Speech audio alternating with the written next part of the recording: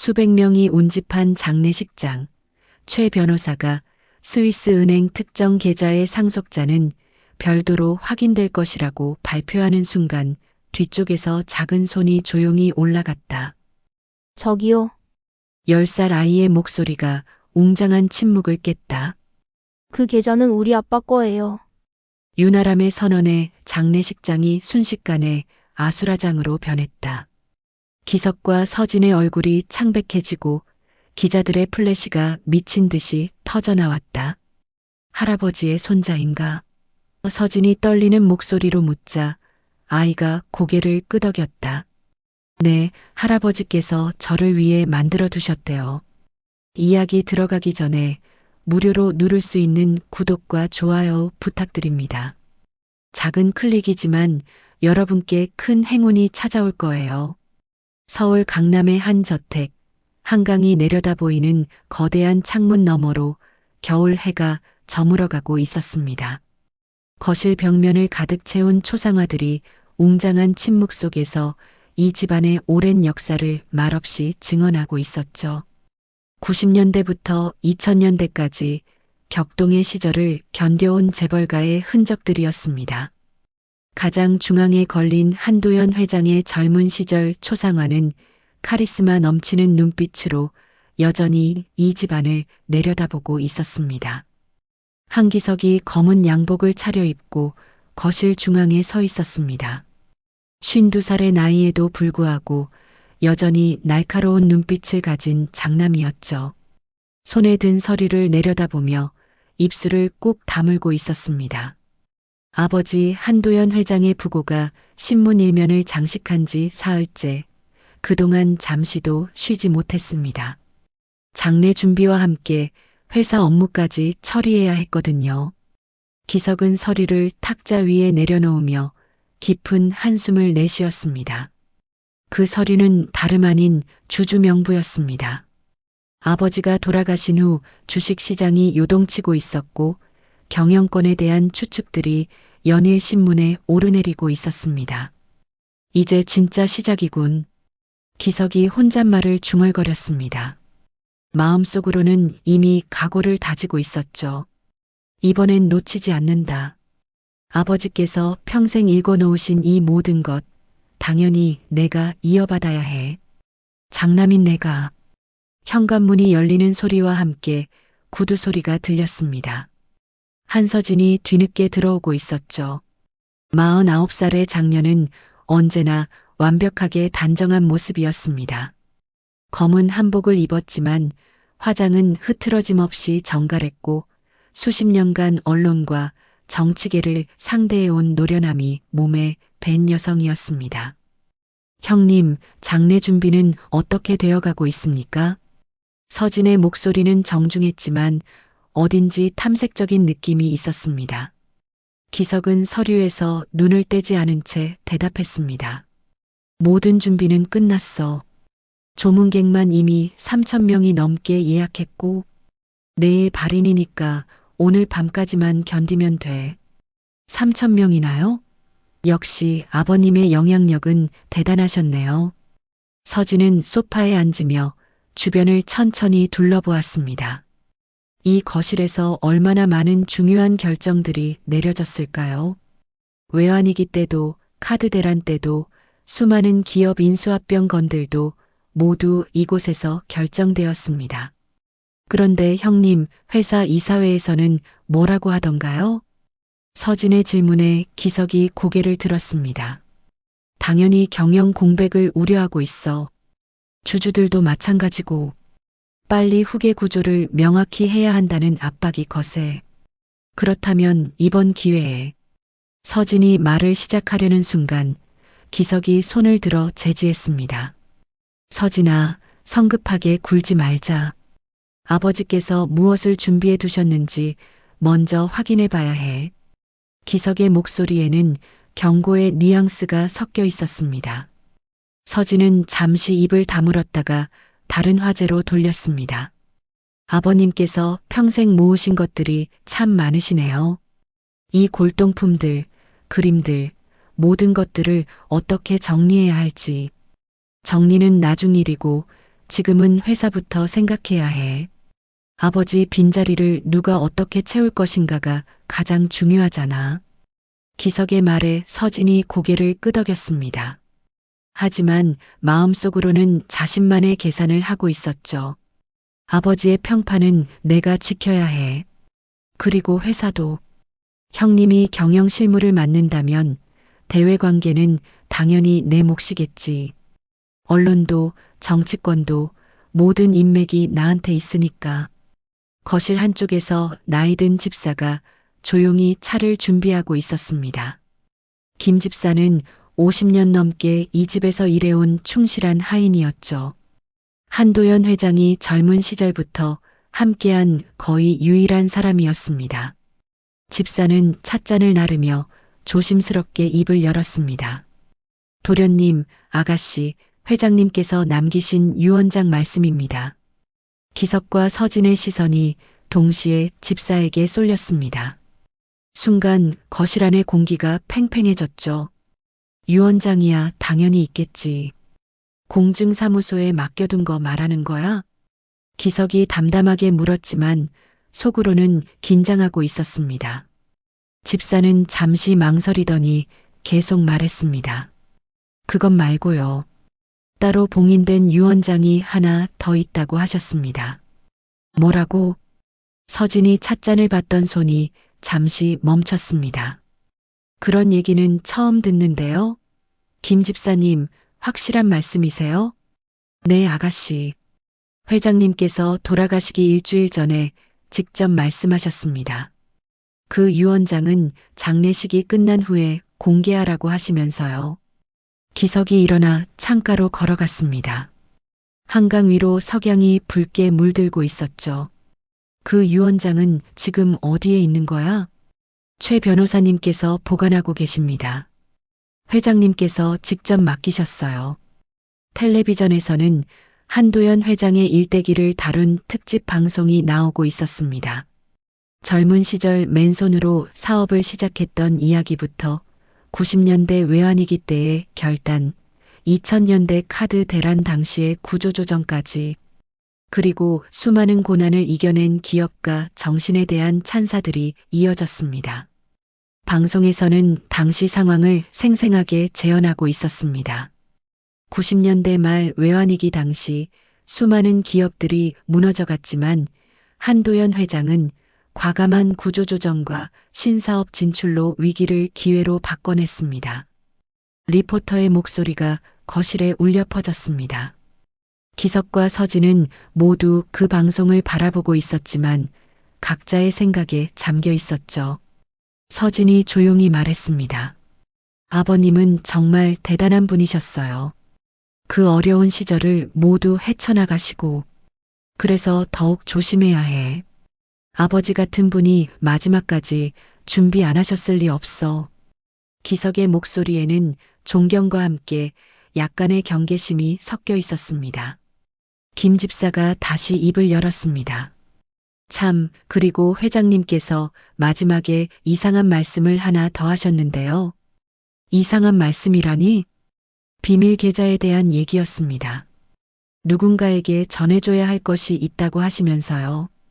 기석과 서진이 동시에 집사를 바라봤습니다. 비밀 계좌라는 말이 심상치 않았거든요. 더 구체적인 얘기는 안 하셨어? 서진이 조심스럽게 물었습니다. 죄송합니다. 그 이상은 말씀 안 하셨어요. 다만 장례식 때 모든 것이 밝혀질 거라고 하셨습니다. 거실에 정적이 흘렀습니다. 두 남매 모두 같은 생각을 하고 있었죠. 과연 아버지가 무엇을 준비해 두신 걸까? 창밖으로 한강의 야경이 반짝이기 시작했습니다. 서울 시내의 불빛들이 하나둘 켜지면서 이 집안의 거대한 부와 권력을 상징하는 듯 했습니다. 하지만 동시에 그 화려함 뒤에 숨겨진 비밀들도 많았죠. 기석은 마음속으로 다짐했습니다. 무엇이 나와도 이번엔 놓치지 않겠어. 이 회사는 내가 이끌어야 해. 서진 역시 자신만의 계획을 세우고 있었습니다. 아버지께서 무엇을 남기셨든 나는 준비되어 있어. 언론도 정치계도 모든 인맥이 내 편이니까. 하지만 두 사람 모두 알고 있었습니다. 아직 모든 카드가 공개되지 않았다는 것을. 그리고 내일 장례식이 끝나면 진짜 게임이 시작될 거라는 것을. 서울 시내 대형 장례식장. 오전 9시부터 조문객들이 물밀듯이 몰려들고 있었습니다. 한도연 회장의 장례식장은 그야말로 인산인해였죠. 정치인부터 재벌 총수들, 언론사 사장들까지 한국 사회의 주요 인물들이 모두 모여 있었습니다. 입구에서부터 꽃다발과 화환이 산더미처럼 쌓여 있었고 취재진들의 플래시가 끊임없이 터져나왔습니다. 한기석과 한서진은 검은 상복을 입고 영정 앞에서 조문객들을 맞이하고 있었습니다. 두 사람 모두 피로에 지친 기색이 역력했지만 그래도 예의를 지키며 한 명 한 명에게 정중히 인사했습니다. 고인의 명복을 빕니다. 감사합니다. 회장님께서 정말 많은 일을 하셨는데 아버지께서 기뻐하실 겁니다. 똑같은 인사말이 수백 번 반복되었습니다. 하지만 기석과 서진의 마음은 이미 다른 곳에 가 있었죠. 곧 있을 유언장 공개를 생각하면 긴장이 되었습니다. 오후 2시 드디어 발인 시간이 다가왔습니다. 최 변호사가 검은 서류 가방을 들고 조용히 나타났습니다. 40대 중반의 최 변호사는 한도연 회장의 전속 변호사로 30년간 일해온 사람이었습니다. 온갖 법적 문제들을 처리해 오면서 이 가문의 비밀들을 가장 많이 알고 있는 인물이기도 했죠. 유족 여러분, 그리고 참석해 주신 모든 분들께 감사드립니다. 최 변호사가 마이크 앞에 섰습니다. 웅성거리던 조문객들이 모두 조용해졌죠. 고인께서 생전에 작성하신 유언장을 공개하겠습니다. 기석과 서진이 긴장한 표정으로 변호사를 바라봤습니다. 수백 명의 사람들이 숨을 죽이고 기다리고 있었죠. 최 변호사가 봉인된 유언장을 꺼내 천천히 뜯었습니다. 그리고 내용을 읽기 시작했습니다. 나 한도연은 정신이 온전한 상태에서 이 유언장을 작성한다. 먼저 회사 지분에 관하여 기석과 서진에게 각각 회사 지분이 분배되는 내용이 읽혀졌습니다. 대체로 예상 범위 내의 내용이었죠. 기석이 더 많은 지분을 받기는 했지만 서진도 상당한 몫을 차지했습니다. 그런데 그 다음 내용이 문제였습니다. 그리고 스위스 은행에 개설된 특정 계좌에 관하여 갑자기 웅성거림이 일었습니다. 스위스 은행 계좌라니 이건 예상하지 못한 내용이었죠. 이 계좌의 정당한 상속자는 별도로 확인될 것이며 해당 인물이 나타날 때까지 동결 상태를 유지한다. 기석과 서진이 서로를 바라봤습니다. 무슨 소리인지 이해할 수 없었거든요. 별도의 상속자라니 도대체 누구를 말하는 건가요? 그때였습니다. 장례식장 뒤쪽에서 작은 손이 조용히 올라갔습니다. 저기요. 어린아이의 목소리였습니다. 모든 사람들이 그쪽을 돌아봤죠. 10살 정도로 보이는 남자아이가 서 있었습니다. 깔끔하게 빗은 머리에 검은 양복을 입고 있었죠. 그 계좌는 우리 아빠 거예요. 순간 장례식장이 정적에 휩싸였습니다. 아이의 말이 무슨 뜻인지 아무도 이해할 수 없었거든요. 기석이 당황한 표정으로 아이를 바라봤습니다. 너는 누구니? 저는 윤아람이에요. 한도윤이 제 아빠예요. 한도윤. 그 이름을 들은 순간 장례식장에 있던 모든 사람들이 술렁거리기 시작했습니다. 한도윤은 한도연 회장의 막내 아들로 수년 전에 실종된 인물이었거든요. 공식적으로는 사고사로 처리되었지만 정확한 경위는 밝혀지지 않았었죠. 아이 옆에는 30대 후반으로 보이는 여성이 서 있었습니다. 검은 한복을 입고 있었지만 얼굴을 가리려는 듯 고개를 숙이고 있었죠. 윤소연이었습니다. 잠깐, 그럼 너는? 서진이 떨리는 목소리로 물었습니다. 할아버지의 손자인가? 아이가 고개를 끄덕였습니다. 네, 할아버지께서 그 계좌를 저를 위해 만들어 두셨대요. 순간 장례식장이 아수라장이 되었습니다. 기자들이 카메라를 들이댔고 사람들은 웅성거리기 시작했죠. 숨겨진 손자의 등장이라니 이보다 더 큰 뉴스가 어디 있겠습니까? 기석은 머릿속이 하얘졌습니다. 손자라고? 아버지께서 숨겨둔 손자가 있었다고? 하지만 곧 계산이 시작되었죠. 손자면 상속 서열이 밀려. 직계 비속이긴 하지만 아들보다는 약해. 서진 역시 마찬가지였습니다. 손자라면 상속분은 그리 크지 않을 거야. 오히려 잘 됐어. 아이만 조용히 처리하면 끝이잖아. 하지만 윤소연은 고개를 숙인 채 아무 말도 하지 않았습니다. 사람들의 시선이 부담스러웠지만 더 큰 이유가 있었죠. 사실 윤아람은 한도윤의 아들이 아니었습니다. 하지만 지금 그 진실을 말할 수는 없었어요. 최 변호사가 당황한 표정으로 유 원장을 다시 확인했습니다. 이런 상황은 예상하지 못했는데요. 일단 신원 확인이 필요할 것 같습니다. 기자들이 앞다투어 질문을 던지기 시작했습니다. 언제부터 아셨나요? 왜 지금까지 숨기고 계셨죠? 상속 지분은 얼마나 되나요? 윤소연이 윤아람의 손을 꽉 잡았습니다. 아이는 조금 무섭긴 했지만 엄마가 말해준 대로 용기를 내어 말했었죠. 장례식장 밖에서는 벌써 속보가 나가고 있었습니다. 한도연 회장 숨겨진 손자 등장, 비밀 스위스 계좌 상속자 나타나 같은 헤드라인들이 실시간으로 포털 사이트를 장식했습니다. 그룹 주가는 즉시 요동치기 시작했습니다. 경영권 구조에 변화가 생길 가능성 때문이었죠. 비록 손자라고 해도 상속자가 늘어난다는 것은 기존 상속 구조에 영향을 미칠 수밖에 없었습니다. 기석이 조용히 서진에게 속삭였습니다. 일단 아이를 따로 만나보자. 이런 식으로 시끄럽게 해서는 안 돼. 서진도 고개를 끄덕였습니다. 맞아요. 언론에 더 노출되기 전에 정리해야 해요. 하지만 윤아람은 이미 결심을 굳히고 있었습니다. 엄마 윤소연이 늘 말해줬거든요. 아빠가 남긴 것은 반드시 지켜내야 한다고. 비록 10살이었지만 아이는 나름대로의 의지가 있었습니다. 아빠가 남긴 거라고 했어. 엄마가 거짓말할 리 없어. 할아버지도 저를 위해 준비해 두셨다고 했고. 그럼 제가 지켜야 해요. 장례식은 예정대로 진행되었지만 모든 사람들의 관심은 이미 윤아람에게 쏠려 있었습니다. 한국 재벌가 역사상 이렇게 극적인 상속 드라마는 처음이었거든요. 발인이 끝나고 사람들이 하나둘 떠나기 시작했지만 기자들은 여전히 윤소연과 윤아람 주변에 모여들어 있었습니다. 플래시가 끊임없이 터졌고 질문들이 쏟아졌죠.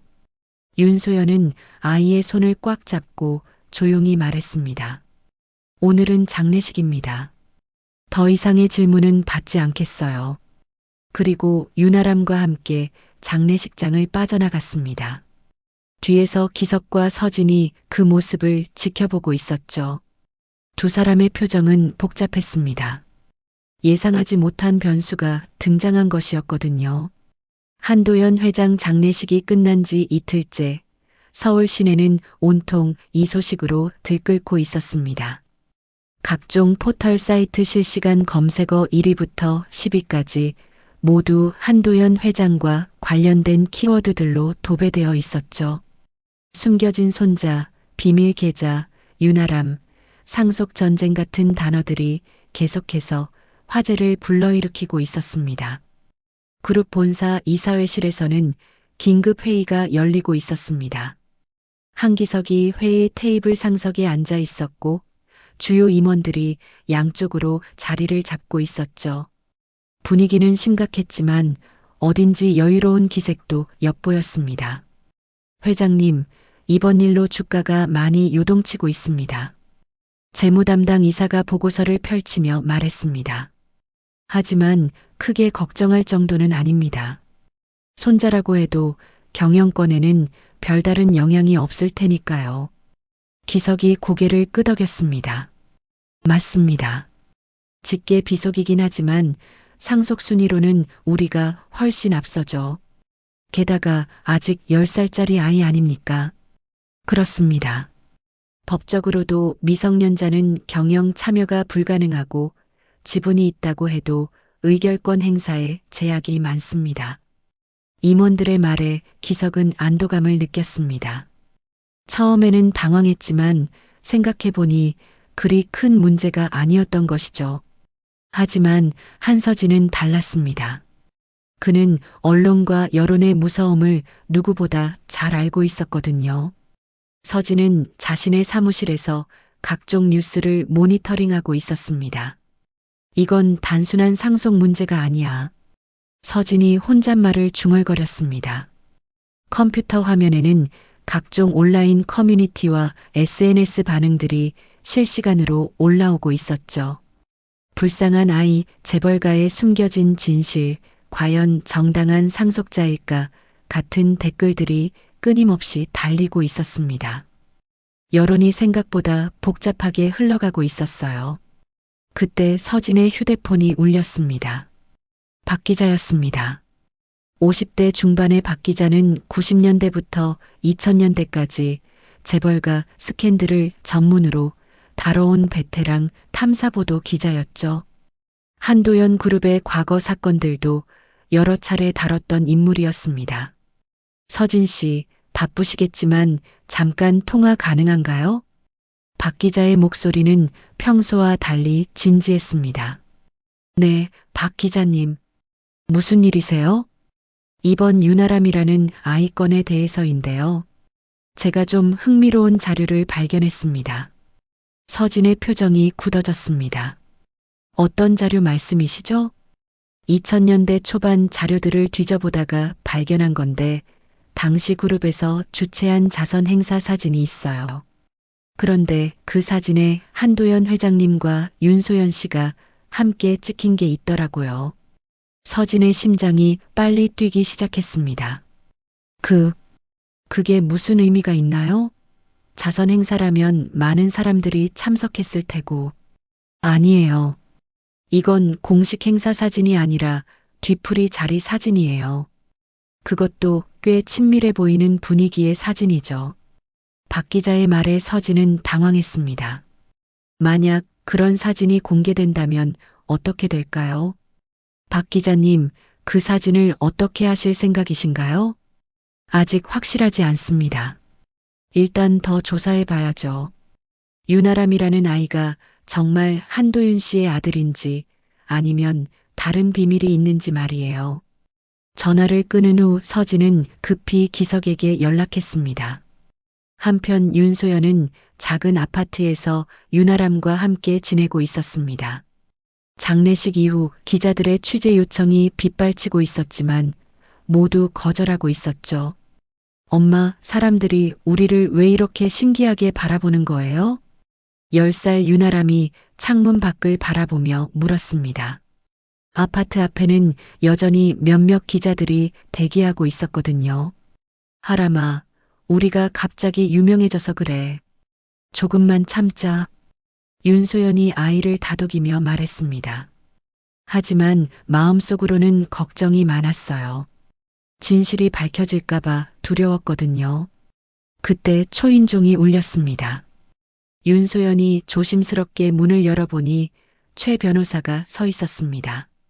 안녕하세요, 윤소연 씨. 잠깐 대화할 시간이 있으실까요? 최 변호사의 방문은 예상했던 일이었습니다. 윤소연은 최 변호사를 거실로 안내했죠. 직접 찾아와 주셔서 감사합니다. 천만에요. 사실 이번 일로 법적인 절차가 복잡해질 것 같아서 미리 말씀드리려고 왔습니다. 최 변호사가 서류 가방에서 몇 장의 종이를 꺼냈습니다. 먼저 신원 확인부터 해야 합니다. 윤아람 군이 정말 한도윤 씨의 아들인지 증명할 자료들이 필요해요. 윤소연의 표정이 어두워졌습니다. 그런 자료들은 준비해 두었습니다. 그리고 스위스 계좌 관련해서도 복잡한 절차가 있을 겁니다. 만약 그 계좌가 회사 비자금과 연관되어 있다면 최 변호사가 말을 멈췄습니다. 그리고 조심스럽게 다른 서류를 꺼냈죠. 사실 제가 오늘 온 이유는 하나의 제안을 드리기 위해서입니다. 제안이요? 네. 아이에게는 불리할 수 있지만 모든 분쟁을 조용히 해결할 수 있는 방법이 있어요. 적당한 합의금을 받고 상속권을 포기하는 거죠. 윤소연이 깜짝 놀랐습니다. 상속권을 포기하라고요? 아이를 생각해서 하는 말입니다. 이런 분쟁에 휘말리면 언론의 관심도 계속될 테고 아이한테도 좋지 않을 거예요. 최 변호사의 말에는 회유와 압박이 동시에 들어 있었습니다. 하지만 윤소연의 대답은 단호했습니다. 죄송합니다. 그럴 수는 없어요. 왜요? 아이 장래를 생각해서라도. 아이를 위해서라면 저는 싸울 거예요. 윤소연의 목소리에는 확고한 의지가 담겨 있었습니다. 최 변호사는 당황한 표정을 지었죠. 정말 신중하게 생각해 보세요. 상대가 누군지 아시잖아요. 우리는 숨어 지내긴 했지만 거짓말은 하지 않았어요. 하람이가 받을 권리가 있는 거라면 당당하게 받을 겁니다. 최 변호사가 떠난 후 윤소연은 윤아람을 무릎에 앉히고 조용히 말했습니다. 하람아, 앞으로 힘든 일들이 있을 거야. 그래도 엄마를 믿고 따라와 줄 수 있겠니? 네, 엄마. 저도 아빠가 남긴 것을 지키고 싶어요. 그 시각 한기석은 비서에게 지시를 내리고 있었습니다. 예전 자료들을 모두 뒤져봐. 막내 실종 사건 당시 자료들, 그리고 그날의 CCTV까지 모든 것을 확인해. 알겠습니다, 회장님. 그리고 윤소연이라는 여자에 대해서도 조사해. 과거 행적, 인간관계, 모든 것을 파악하라고. 상속 전쟁의 서막이 본격적으로 오르고 있었습니다.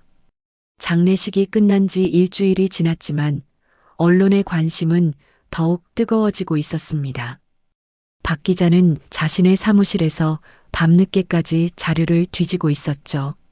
30년간 탐사 보도를 해온 그의 직감이 말하고 있었습니다. 이 사건에는 단순한 상속 분쟁 이상의 무언가가 숨어 있다고. 이상해. 너무 이상해. 박 기자가 컴퓨터 화면을 바라보며 중얼거렸습니다. 화면에는 2000년대 초반 한도연 그룹의 각종 자료들이 펼쳐져 있었죠. 그가 수십 년간 모아온 자료들이었습니다. 그때 그의 눈에 이상한 문서 하나가 들어왔습니다. 2000년대 중반 회계 자료 중에 해외 페이퍼 컴퍼니 명의로 된 계좌 이체 내역이 있었던 것이죠. 이건 스위스 은행 계좌잖아. 박 기자의 손이 떨렸습니다. 유언장에서 언급된 그 스위스 계좌와 같은 은행이었거든요. 더 자세히 조사해 보니 놀라운 사실이 드러났습니다. 그 계좌로 수년간 상당한 금액이 이체되어 왔던 것이었죠. 이게 정말이라면 이건 회사 비자금일 가능성이 높아. 박 기자는 즉시 추가 자료를 찾기 시작했습니다. 그리고 마침내 결정적인 증거를 발견했죠. 한도연 그룹의 비밀 장부 사본이었습니다. 오래전 내부 고발자를 통해 입수했던 자료였는데 당시에는 크게 주목하지 않았던 것이었습니다. 하지만 지금 다시 보니 그 장부에는 스위스 계좌와 관련된 상세한 내역들이 기록되어 있었습니다. 페이퍼 컴퍼니를 통한 자금 우회, 해외 투자 명목의 자금 이동, 그리고 그 모든 것들의 최종 목적지가 바로 그 스위스 계좌였던 것이죠. 박 기자는 흥분을 감추지 못했습니다. 이거야. 이게 바로 결정타야. 한편 한서진은 자신의 사무실에서 정치권 인사들과 통화를 하고 있었습니다. 오랜 세월 쌓아온 인맥을 총동원할 때였죠.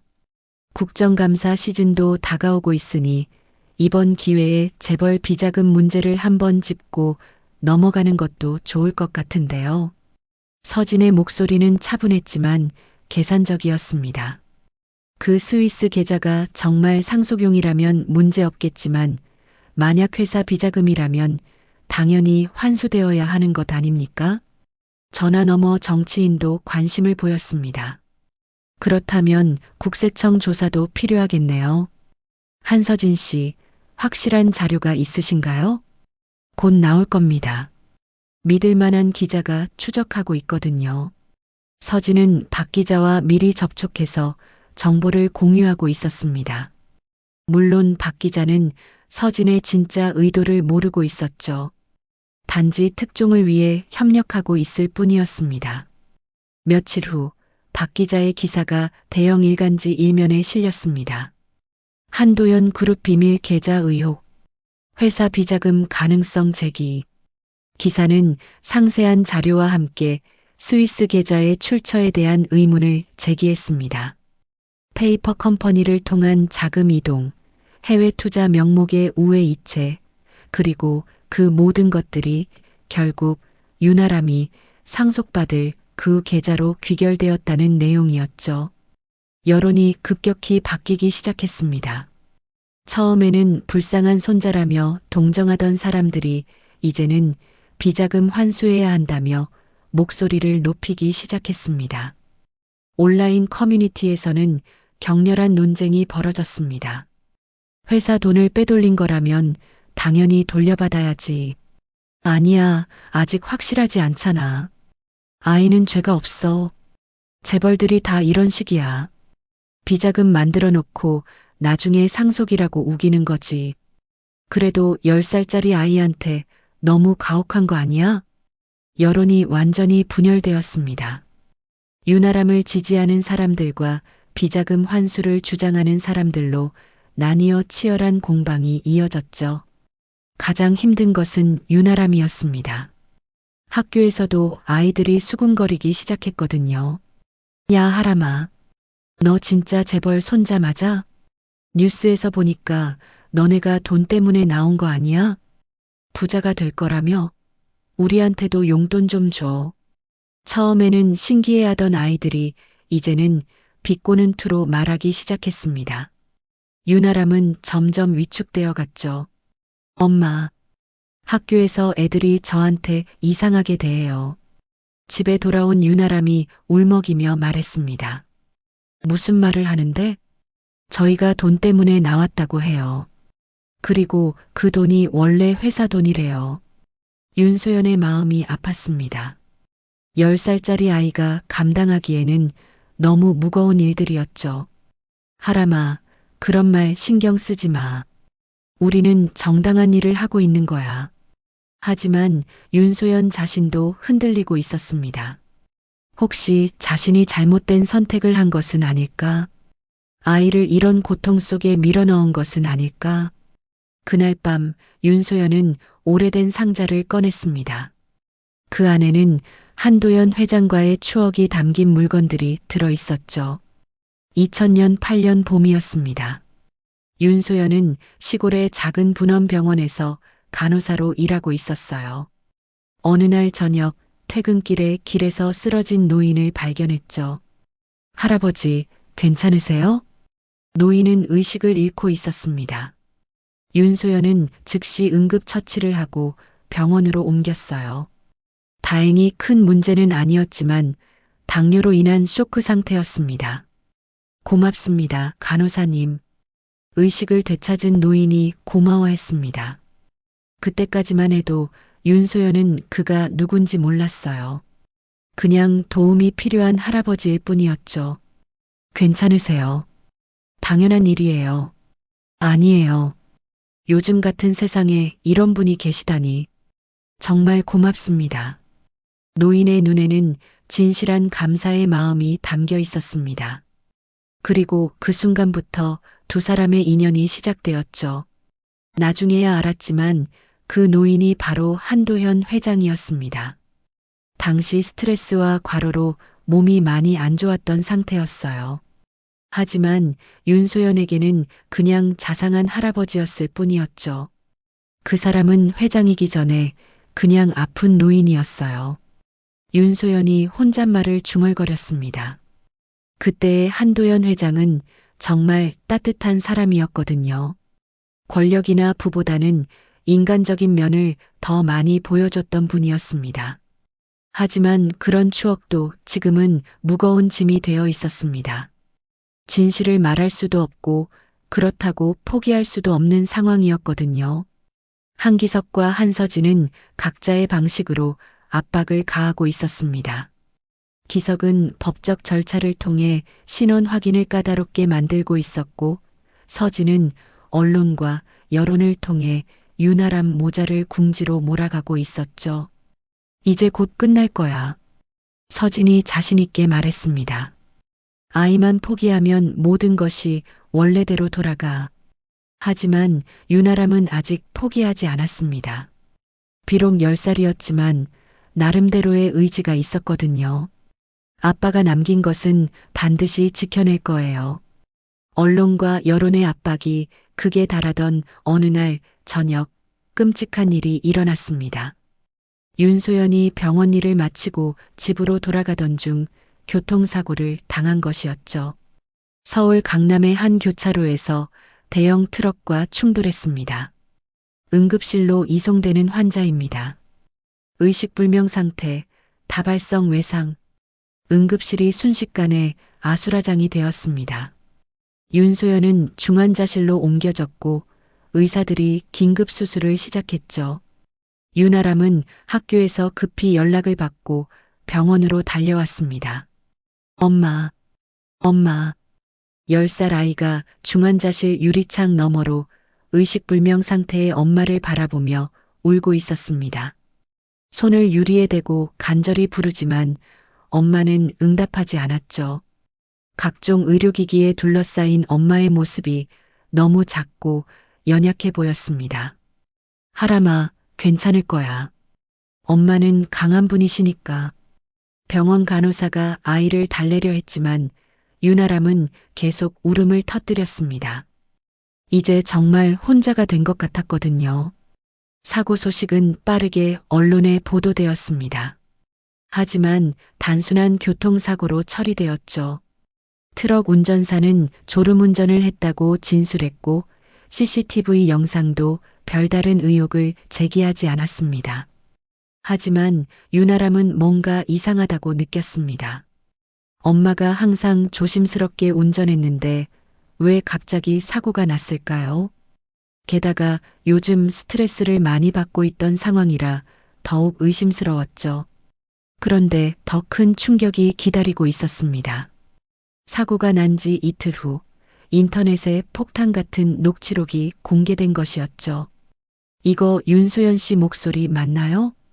네, 음성 분석 결과 본인이 맞습니다. 녹취록에는 윤소연이 누군가와 통화하는 내용이 담겨 있었습니다. 그런데 그 내용이 충격적이었어요. 아이를 위해서라도 더 많은 돈이 필요해요. 지금 주는 것으로는 부족하다고요. 그 계좌에는 훨씬 더 큰 돈이 있을 거예요. 아이가 받을 권리가 있는 거잖아요. 한도연 회장님께서 약속하신 거니까 당연히 지켜줘야죠. 녹취록을 들은 사람들은 경악했습니다. 마치 윤소연이 돈을 요구하고 있는 것처럼 들렸거든요. 게다가 계산적이고 탐욕적인 모습으로 비춰졌죠. 온라인 커뮤니티는 순식간에 뒤집어졌습니다. 역시 돈 때문이었구나. 처음부터 수상했어. 갑자기 나타나서 상속권 주장하더니 불쌍한 줄 알았는데 완전 사기꾼이네. 아이까지 이용하다니 정말 악질이야. 여론이 완전히 돌아섰습니다. 처음에 유나람 모자를 동정하던 사람들도 이제는 등을 돌렸죠. 심지어 아이를 욕하는 댓글들까지 올라왔습니다. 유나람은 병원에서 이 모든 상황을 지켜보고 있었습니다.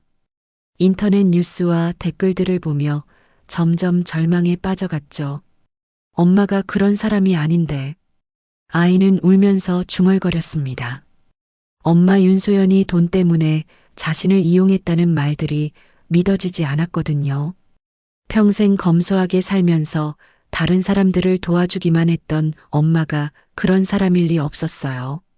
그때 최 변호사가 병원으로 찾아왔습니다. 표정이 어둡고 무거웠죠. 하람아, 힘든 일이 많았구나. 최 변호사가 의자에 앉으며 말했습니다. 이제라도 내 말을 들어보는 게 어떨까? 지금 상황이 너무 안 좋아졌어. 무슨 말씀이세요? 이 녹취록 때문에 여론이 완전히 돌아섰잖아.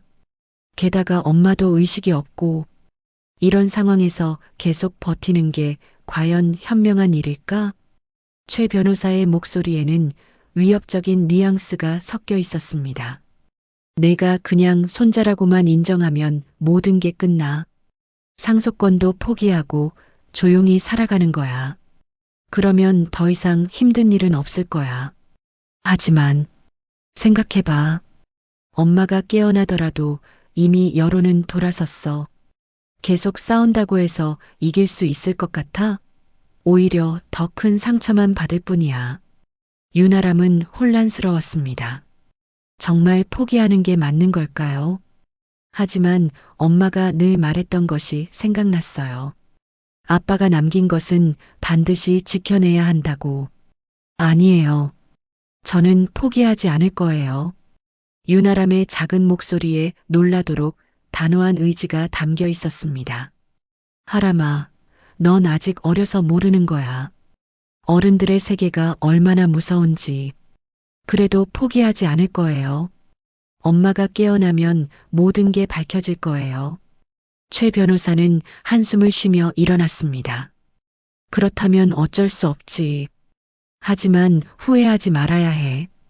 최 변호사가 떠난 후 유나람은 홀로 중환자실 앞에 앉아 있었습니다. 지나가는 사람들이 수군거리는 소리가 들렸어요. 저 아이가 그 유명한, 불쌍하긴 하지만 엄마가 그렇게 욕심이 많았다니. 역시 가난한 사람들이 갑자기 돈 냄새를 맡으면 이상해져. 유나람은 귀를 막고 싶었습니다. 하지만 도망칠 곳도 없었죠. 이제 정말 혼자였습니다. 그날 밤 유나람은 집으로 돌아갔습니다. 텅 빈 집이 더욱 쓸쓸하게 느껴졌어요. 엄마가 없는 집은 너무 조용하고 차가웠습니다. 아이는 엄마 방으로 들어갔습니다. 엄마의 체온이 남아있는 이불을 끌어안고 울었어요.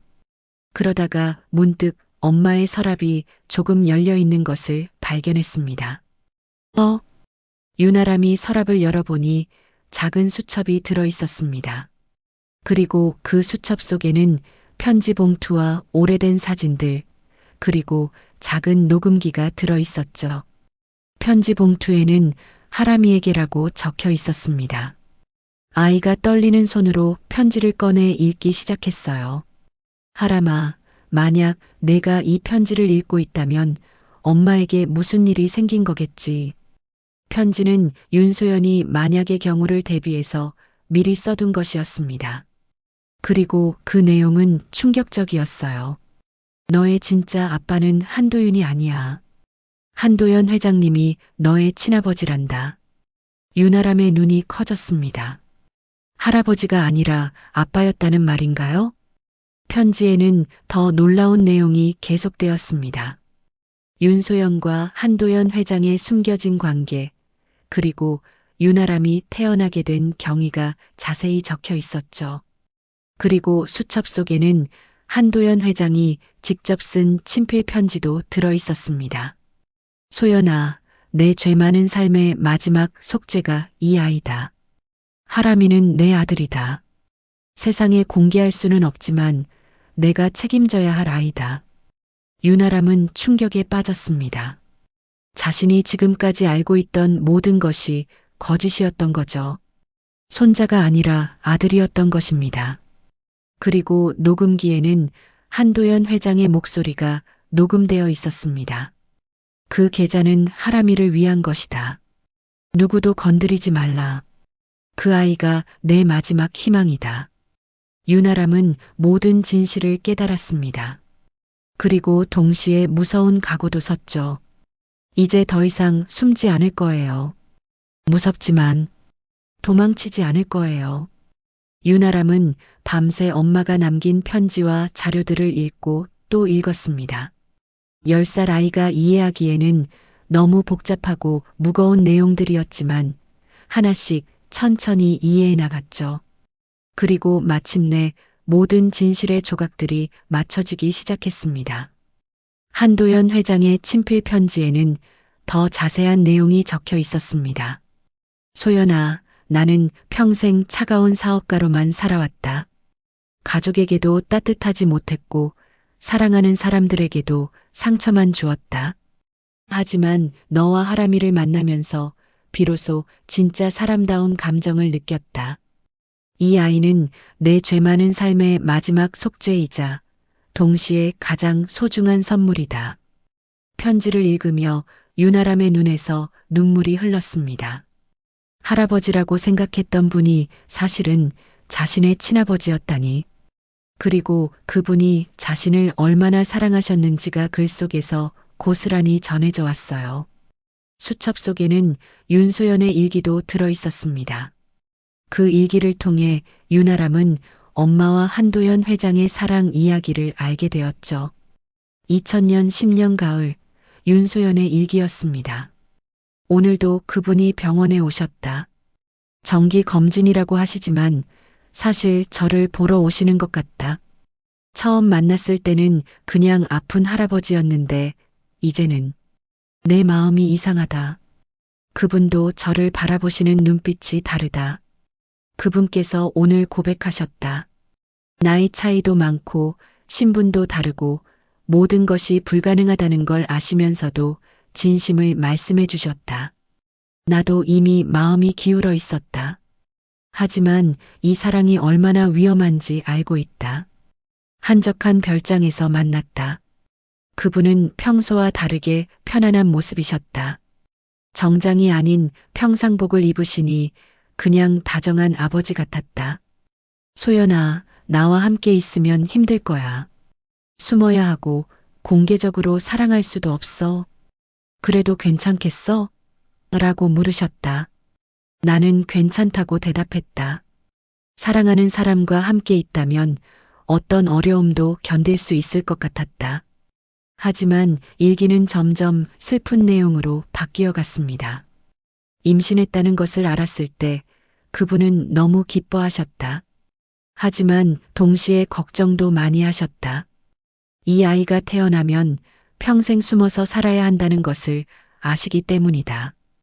그분은 미안하다는 말씀만 계속하셨다. 하람이가 태어났다. 그분이 직접 지어준 이름이다. 맑고 깨끗하게 자라라는 뜻이라고 하셨다. 그분은 하람이를 안고 우셨다. 평생 남 앞에서 눈물을 보인 적 없는 분이 그날은 펑펑 우셨다. 유나람은 엄마의 일기를 읽으며 가슴이 아팠습니다. 엄마와 아빠가 얼마나 힘든 사랑을 했는지, 그리고 자신 때문에 얼마나 많은 것들을 포기했는지 알 수 있었거든요. 그런데 일기 마지막 부분에는 충격적인 내용이 있었습니다. 그분이 도윤이 실종 사건에 대해 말씀하셨다. 사실 도윤이는 회사 비리를 고발하려다가 위험에 처했다고 한다. 그분은 도윤이를 지키려 했지만 결국 막지 못했다. 그 죄책감 때문에 더욱 우리를 지키려고 하시는 것 같다.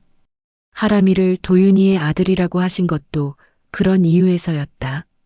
유나람은 모든 것을 이해했습니다. 왜 자신이 한도윤의 아들이라고 해야 했는지, 왜 진실을 숨겨야 했는지를. 하지만 이제는 더 이상 숨고 싶지 않았어요. 녹음기에는 한도연 회장의 마지막 메시지가 들어 있었습니다. 목소리에는 병이 깊어진 기색이 역력했죠. 하람아, 이 말을 듣고 있다면 아빠는 이미 세상을 떠났을 거야. 미안하다. 너를 공개적으로 아들이라고 부르지 못해서, 너와 엄마를 지키지 못해서. 하지만 그 계좌에 있는 돈은 진짜 너를 위한 거야. 회사 돈이 아니라 아빠가 평생 모은 개인 재산이야. 그 돈으로 내가 하고 싶은 공부를 하고 좋은 사람이 되어다오. 그리고 기억해라. 너는 아빠의 자랑스러운 아들이야. 비록 세상에 공개하지는 못했지만 아빠에게는 가장 소중한 존재였단다. 당당하게 살아가거라. 아빠가 지켜보고 있을 테니까. 유나람은 더 이상 참을 수 없었습니다. 엉엉 울면서 녹음기를 꽉 안았어요. 아빠, 저도 아빠가 보고 싶어요. 하지만 울음이 그치자 새로운 결심이 섰습니다. 이제 진실을 밝혀야 할 때였어요. 더 이상 거짓말 속에서 숨어 살 수는 없었습니다. 다음 날 아침 유나람은 박 기자에게 전화를 걸었습니다. 박 기자는 놀란 목소리로 대답했어요. 하람아, 내가 직접 전화를 하다니. 기자 아저씨, 저한테 중요한 자료가 있어요. 만나서 보여드릴게요. 무슨 자료인데? 진짜 진실을 보여주는 자료요. 그동안 모든 사람들이 오해하고 있었어요. 박 기자는 호기심이 생겼습니다. 10살 아이가 무슨 자료를 가지고 있다는 걸까요? 그럼 우리 만나자. 어디서 만날까? 저희 집으로 와주세요. 엄마가 숨겨둔 것들이 있거든요. 몇 시간 후 박 기자가 유나람의 집에 도착했습니다. 아이는 생각보다 의젓한 모습이었어요. 눈은 빨갛게 부어 있었지만 표정은 단단했습니다. 기자 아저씨, 이것부터 보세요. 유나람이 한도연 회장의 친필 편지를 건넸습니다. 박 기자가 편지를 읽는 동안 표정이 점점 놀라움으로 바뀌었죠. 이게 정말 회장님 친필인가? 네, 그리고 이것도 들어보세요. 유나람이 녹음기를 틀었습니다. 한도연 회장의 목소리가 흘러나왔고 박 기자는 충격에 빠졌어요. 하람아, 이 말은 내가 손자가 아니라 아들이라는 뜻인가? 네, 그래서 그동안 모든 사람들이 오해한 거예요. 저는 할아버지의 손자가 아니라 아빠의 아들이에요. 박 기자는 머리가 복잡해졌습니다. 만약 이것이 사실이라면 지금까지의 모든 보도가 잘못된 것이었어요. 그리고 그 스위스 계좌 역시 비자금이 아니라 정당한 상속 재산일 가능성이 높았죠. 그럼 그 녹취록은 뭐였을까? 내 엄마가 돈을 요구했다는. 그건 조작된 거예요. 엄마는 절대 그런 사람이 아니거든요. 유나람의 목소리에는 확신이 담겨 있었습니다. 기자 아저씨, 저는 이제 더 이상 숨지 않을 거예요. 무섭지만 진실을 말할 거예요. 박 기자는 아이의 용기에 감동했습니다. 10살밖에 안 된 아이가 이렇게 큰 결심을 하다니. 하람아, 너는 지금 어른들보다 훨씬 강하구나. 아니에요. 저도 무서워요. 하지만 아빠가 남겨주신 것을 지켜야 해요. 그리고 엄마의 명예도 되찾아야 하고요. 박 기자는 이 모든 자료들을 꼼꼼히 검토하기 시작했습니다. DNA 검사가 필요하겠지만 일단 이 편지와 녹음 파일만으로도 충분히 믿을 만했어요. 하람아, 이 자료들을 공개하면 큰 파장이 일 거야. 정말 괜찮겠니? 네, 저는 준비됐어요. 더 이상 거짓말 속에서 살고 싶지 않아요. 그날 밤 유나람은 병원에서 의식불명 상태인 엄마를 바라보며 조용히 말했습니다. 엄마, 내가 이제 지킬게요. 아빠가 남겨주신 것도, 엄마의 명예도 더 이상 숨지 않을 거예요. 서울중앙지방법원 오전 9시 상속권 분쟁 사건의 마지막 심리가 열렸습니다. 법정에는 기자들과 방청객들이 가득 차 있었죠. 이 사건은 이미 전 국민의 관심사가 되어 있었습니다. 한기석과 한서진이 원고 측 변호사들과 함께 자리에 앉았습니다. 두 사람의 표정은 자신감으로 가득했어요. 지금까지 모든 것이 자신들에게 유리하게 돌아가고 있었거든요. 피고 측에는 유나람이 홀로 앉아 있었습니다. 10살 아이가 법정에 서 있는 모습이 어색하면서도 안쓰럽게 보였죠. 윤소연은 아직 의식불명 상태였고 아이를 도와줄 사람은 거의 없었습니다. 재판장이 마지막 심리를 시작한다고 선언했습니다. 오늘은 이 사건의 핵심 쟁점을 최종적으로 정리하는 시간입니다. 원고 측에서 마지막 주장을 해주시기 바랍니다. 기석 측 변호사가 일어서서 자신 있게 말했습니다. 재판장님, 이 사건은 처음부터 명확했습니다. 피고 윤아람은 한도윤의 아들이라고 주장하고 있지만 정작 결정적인 증거는 제시하지 못했습니다. 오히려 어머니 윤소연의 녹취록을 통해 금전적 목적이 있었음이 드러났죠. 더 중요한 것은 문제가 된 스위스 계좌입니다. 저희가 제출한 자료에 따르면 이 계좌는 회사 비자금으로 조성된 것일 가능성이 매우 높습니다. 따라서 개인이 상속받을 대상이 아닙니다. 방청석에서 웅성거림이 일었습니다. 기석과 서진은 만족스러운 표정으로 서로를 바라봤죠. 그때 법정 뒤쪽에서 박 기자가 일어났습니다. 재판장님, 저는 언론인 박철수입니다. 이 사건과 관련하여 중요한 증거 자료를 제출하고자 합니다. 재판장이 놀란 표정으로 박 기자를 바라봤습니다. 증거 자료라고 하셨나요? 네, 고인 한도연 회장이 직접 남기신 영상 유언입니다. 그리고 이와 함께 DNA 검사 결과도 있습니다. 순간 법정이 조용해졌습니다. 기석과 서진의 얼굴이 하얗게 변했죠. 영상 유언이라고 하셨는데 그런 것이 존재한다는 보고는 받지 못했습니다. 재판장이 의아해하며 말했습니다. 비밀리에 보관되어 있었습니다. 한도연 회장께서 만약의 경우를 대비해 따로 촬영해 두신 것입니다. 박 기자가 USB를 재판장에게 제출했습니다. 동시에 DNA 검사 결과서도 함께 건넸죠. 이 영상을 먼저 확인해 보겠습니다. 법정의 대형 스크린에 영상이 재생되기 시작했습니다. 한도연 회장의 모습이 나타났는데 많이 여위어 보였어요. 아마 돌아가시기 얼마 전에 촬영한 것 같았습니다. 나는 한도연이다. 이 영상을 보고 있다는 것은 내가 세상을 떠났다는 뜻이겠지. 회장의 목소리가 법정에 울려 퍼졌습니다. 모든 사람들이 숨을 죽이고 들었죠. 오늘 이 영상을 남기는 이유는 단 하나다.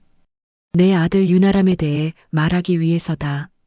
순간 법정이 술렁거리기 시작했습니다. 아들이라고 했습니다. 손자가 아니라 윤아람은 내 아들이다. 윤소영과 나 사이에서 태어난 소중한 아들이다. 세상에 공개하지 못해 미안하지만 그 아이는 분명히 내 직계 혈족이다. 기석이 변호사에게 뭔가 속삭였지만 변호사도 당황한 표정이었습니다. 그 스위스 계좌는 하람이를 위해 내가 개인적으로 마련한 것이다. 회사 돈이 아니다. 내 개인 재산을 모아서 그 아이의 미래를 위해 준비한 것이다. 서진의 얼굴이 창백해졌습니다. 모든 계획이 무너지고 있었거든요. 나는 평생 차가운 사업가로만 살았다. 가족들에게도 따뜻하지 못했다. 하지만 하람이를 통해 비로소 진짜 아버지가 될 수 있었다. 그 아이는 내 삶의 속죄이자 가장 큰 축복이다. 영상이 계속되었습니다. 만약 누군가 그 아이를 괴롭히거나 정당한 권리를 빼앗으려 한다면 나는 그것을 용서하지 않을 것이다. 하람이는 내 아들이고 당당히 내 재산을 물려받을 자격이 있다. 한도연 회장의 마지막 말이 끝나자 법정은 완전한 정적에 휩싸였습니다. 재판장이 DNA 검사 결과서를 펼쳤습니다. DNA 검사 결과를 발표하겠습니다. 한도연과 윤아람 간의 친자 관계 확률은 99.99%입니다. 즉, 부자 관계가 확실합니다. 뭐라고? 기석이 자리에서 벌떡 일어났습니다. 믿을 수 없다는 표정이었죠.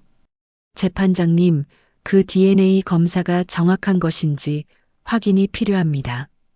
기석 측 변호사가 급히 이의를 제기했지만 재판장은 고개를 저었습니다. 국립과학수사연구원에서 실시한 공식 검사입니다. 신뢰성에는 문제가 없습니다. 방청석이 완전히 뒤집어졌습니다. 기자들이 앞다투어 사진을 찍었고 방청객들은 웅성거렸죠. 손자가 아니라 아들이었다니. 그럼 상속권이 완전히 달라지는 거 아니야? 직계 비속 중에서도 가장 우선순위잖아. 윤아람은 법정에서 이 모든 상황을 지켜보고 있었습니다. 마침내 진실이 밝혀진 것이었죠. 눈물이 나려고 했지만 꾹 참았어요. 재판장이 망치를 두드리며 정숙을 요구했습니다. 이 새로운 증거들을 바탕으로 판단하건대 윤아람은 한도연의 직계 비속으로서 정당한 상속권을 가집니다. 또한 문제가 된 스위스 계좌는 회사 비자금이 아닌 고인의 개인 계좌로 확인됩니다. 따라서 윤아람의 상속권을 인정하며 해당 계좌에 대한 접근권도 부여합니다. 기석이 주저앉았습니다. 모든 것이 끝난 것이었죠. 아버지, 정말로. 기석의 목소리는 떨리고 있었습니다. 평생 자신이 적자라고 생각했는데 사실은 또 다른 아들이 있었던 것이었어요. 서진은 아무 말도 하지 않았습니다. 그저 멍하니 앞을 바라보고 있을 뿐이었죠. 자신이 그렇게 완벽하게 계획했던 모든 것들이 한순간에 무너져 버렸습니다. 최 변호사는 조용히 서류를 정리하며 법정을 빠져나갔습니다. 더 이상 할 말이 없었거든요. 판결이 끝난 후 기자들이 윤아람에게 몰려들었습니다. 기분이 어떠세요? 앞으로 어떻게 하실 건가요? 상속받은 재산을 어떻게 쓸 계획이신가요? 윤아람은 잠시 생각하더니 또박또박 대답했습니다. 아버지께서 들으셨을까요? 제가 이겼다는 게 아니라 아버지의 마음을 지켜냈다는 거예요. 그리고 조용히 덧붙였습니다. 저는 이 돈을 저만을 위해 쓰지 않을 거예요. 아버지께서 원하셨던 대로 도움이 필요한 사람들을 위해 쓸 거예요. 법정을 나서는 윤아람의 뒷모습은 10살 아이답지 않게 의젓했습니다. 그 작은 어깨에 너무 큰 짐을 지고 있었지만 아이는 그것을 당당히 감당해내고 있었죠. 한편 그룹 본사에서는 긴급 이사회가 소집되었습니다. 한도연 회장의 숨겨진 아들이 등장한 것은 경영권 구조에 큰 변화를 의미했거든요. 이제 어떻게 해야 합니까? 임원들이 당황해하며 물었지만 기석은 대답할 힘이 없었습니다. 모든 것이 바뀌어 버린 하루였습니다. 법정 판결이 내려진 지 한 달이 지났습니다. 서울의 가을은 깊어가고 있었고 병원 창문으로 노란 은행잎들이 떨어지는 것이 보였죠. 윤아람은 매일같이 병원을 찾아 의식불명 상태인 엄마 곁을 지키고 있었습니다. 엄마, 저 이겼어요. 아니, 이긴 게 아니라 아빠의 마음을 지켜냈어요. 윤아람이 엄마의 손을 잡고 조용히 말했습니다. 그동안 너무 많은 일들이 있었지만 이제 모든 것이 정리되어 가고 있었어요. 그런데 그날 오후 기적이 일어났습니다. 윤소연의 손가락이 미세하게 움직인 것이었죠. 엄마, 엄마. 윤아람이 흥분하며 간호사를 불렀습니다. 의료진이 급히 달려와 확인한 결과 윤소연이 천천히 의식을 되찾고 있었어요. 하람아. 윤소연이 약한 목소리로 아들의 이름을 불렀습니다. 윤아람은 눈물을 펑펑 흘리며 엄마를 꽉 안았죠. 엄마, 정말 보고 싶었어요. 무서웠어요. 미안해, 하람아. 엄마가 너를 혼자 두고. 윤소연도 눈물을 흘렸습니다. 의식을 잃기 전까지의 기억이 되살아나면서 얼마나 아이가 힘들었을지 생각하니 가슴이 아팠어요. 엄마, 이제 다 끝났어요. 진실이 밝혀졌고 아빠가 남겨주신 것도 지켜냈어요.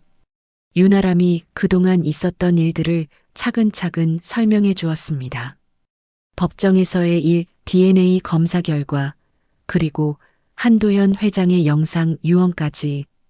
윤소연은 놀라움과 안도가 섞인 표정으로 들었죠. 정말 우리 하람이가 혼자서 그 모든 일을. 혼자가 아니었어요. 아빠가 지켜주셨어요. 그리고 엄마가 남겨둔 자료들이 있었으니까. 며칠 후 윤소연이 완전히 회복되자 모자는 함께 새로운 계획을 세우기 시작했습니다. 윤아람은 상속받은 재산을 어떻게 사용할지 이미 마음을 정하고 있었거든요. 하람이 재단을 만들 거예요. 윤아람이 밝은 표정으로 말했습니다. 근로자들이 다쳤을 때 도와주고 한부모 가정 아이들이 공부할 수 있게 장학금도 주고 싶어요. 윤소연이 아들을 자랑스럽게 바라봤습니다.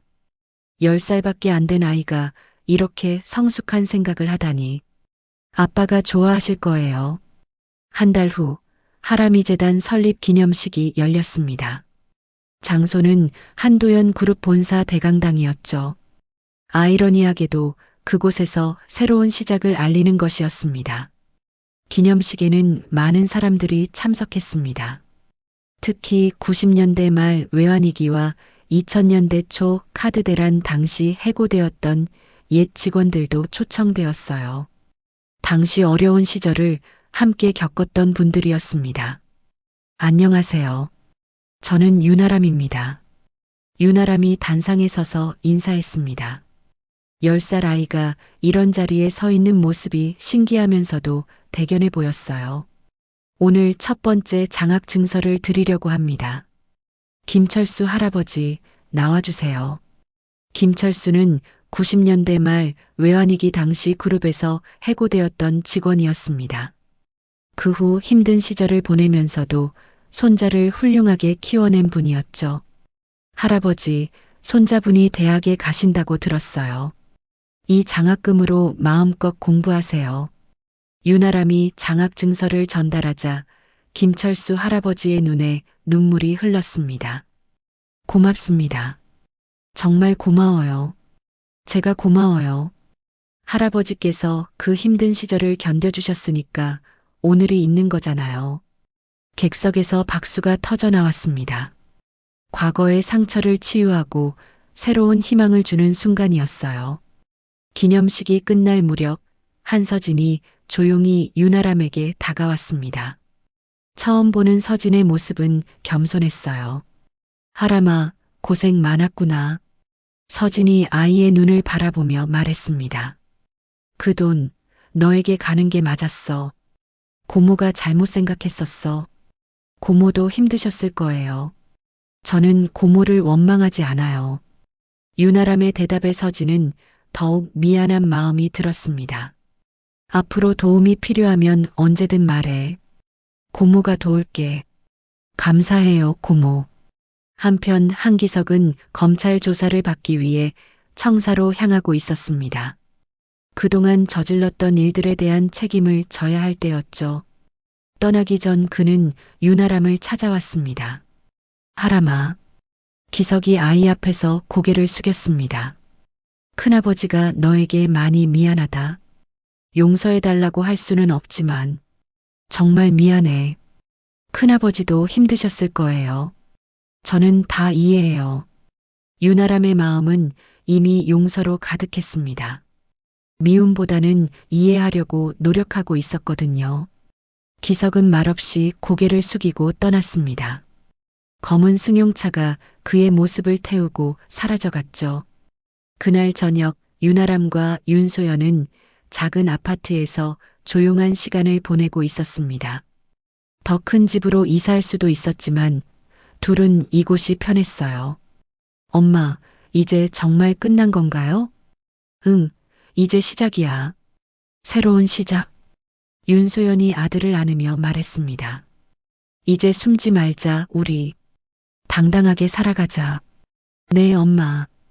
윤아람은 창밖을 바라보며 혼잣말을 중얼거렸습니다. 아빠, 상속은 돈이 아니었어요. 용기와 진실이었어요. 그리고 나직하게 덧붙였습니다. 한 사람의 속죄가 많은 사람의 내일이 되도록 할게요. 한강이 내려다 보이는 그 자리에서 모자는 새로운 꿈을 꾸고 있었습니다. 과거의 아픔을 딛고 일어선 그들에게 미래는 희망으로 가득했어요. 며칠 후 신문에는 작은 기사가 실렸습니다. 10살 재벌 상속자 전 재산 사회 환원 계획 발표라는 제목이었죠. 하지만 윤아람에게는 그런 타이틀이 중요하지 않았습니다. 중요한 것은 아버지의 마음을 이어받아 세상의 따뜻함을 전하는 것이었어요. 그리고 엄마와 함께 정직하게 살아가는 것이었습니다. 하라미 재단의 첫 번째 사무실은 소박했지만 따뜻했습니다. 벽에는 한도연 회장의 사진이 걸려 있었고 그 옆에는 한 사람의 속죄가 많은 사람의 희망이 되다라는 문구가 새겨져 있었죠. 윤아람은 매일 그 사진을 바라보며 다짐했습니다. 아버지가 미처 하지 못한 일들을 자신이 이어가겠다고, 그리고 이 세상을 조금이라도 더 따뜻한 곳으로 만들겠다고. 겨울이 지나고 봄이 왔습니다. 윤아람은 이제 평범한 초등학생으로 돌아갔지만 그의 마음속에는 특별한 꿈이 자라고 있었어요. 돈이 아닌 사랑으로 세상을 바꾸는 꿈이었습니다. 그리고 그 꿈은 이미 현실이 되어가고 있었습니다. 하나씩 천천히 하지만 확실하게. 오늘의 이야기가 여러분께 작은 위로와 다시 일어설 힘이 되었길 바랍니다. 여러분과 함께 울고 웃는 곳 사연몬스터였습니다. 구독과 좋아요, 그리고 댓글로 여러분의 생각을 나눠주세요. 여러분의 하루가 따뜻한 희망으로 가득하길 바랍니다.